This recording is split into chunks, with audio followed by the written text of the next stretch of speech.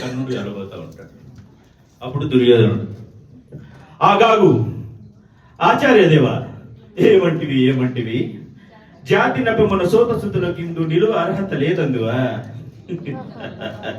ఎంత మాట! ఇది క్షాత్ర పరీక్షయే గాని క్షత్రియ పరీక్ష కాకూడదు. ఇది కుల పరీక్ష అందువా?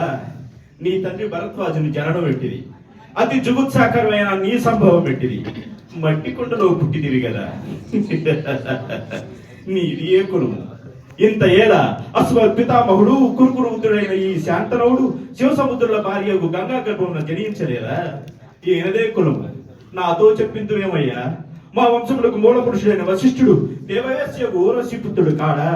అతడు పంచమజాతి కన్యకు అరుంధతి ఎందు శక్తిని, ఆ శక్తి చండాలంగుని ఎందు పరాశరుణ్ణి, ఆ పరాశరుడు పల్లెపడి చెవు మత్స్యగంధి ఎందు మా తాత వ్యాసుని, ఆ వ్యాసుడు వితరాండ్రైన మా పితామహి అంబికతో మా